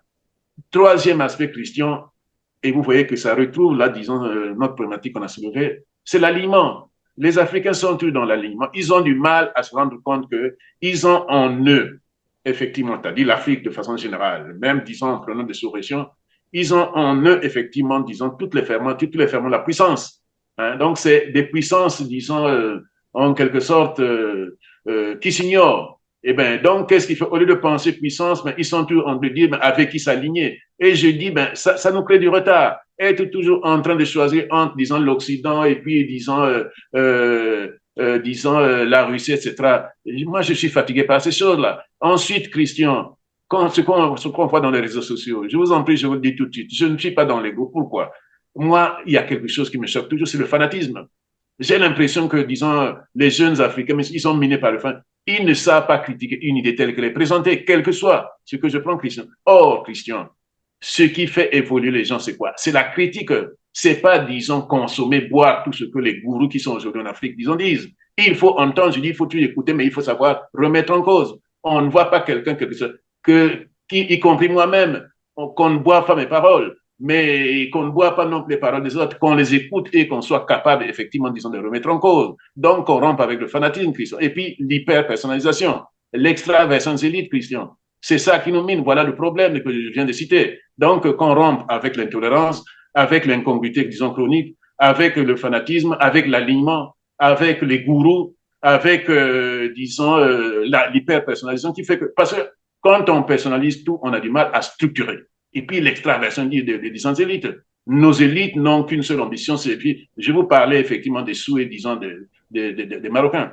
C'est-à-dire qu'ils sont extravertis. Le seul modèle qu'ils ont, c'est effectivement l'Occident. Je vis en Occident moi-même. Non, je veux dire, il faut savoir exactement ce que l'on veut. Et ça, c'est pas construit. Notre drame, c'est que si c'est la question. Voilà ce que je peux dire. Le reste, effectivement, on aura le temps de développer, disons, dans des rencontres futures. Voilà. Merci, professeur Félix Bankoundampelé, aux Africains d'être tolérants, cohérents, non alignés, évidemment. Il faut penser donc à l'Afrique de puissance pour ne pas rater, évidemment, ce moment très important. Bon, si on l'a pas encore raté, bien sûr. J'espère qu'on a encore le temps pour rattraper les choses. Grand merci, en tout cas, professeur Félix Bankoundampelé, d'avoir été avec nous aujourd'hui. C'est moi qui vous remercie, cher Christian. Je vous en prie. Mesdames, Messieurs, c'est la fin de cette émission. Merci de nous avoir encore suivis. Comme d'habitude, les petits gestes très importants pour nous. C'est juste vous rappeler de cliquer sur le petit pouce en l'air juste en bas de la vidéo après avoir partagé et dites-nous en commentaire ce que vous pensez des sujets que nous avons abordés avec professeur Félix Bankoundampelé. Sur ce, on se dit au revoir et à très bientôt. Merci.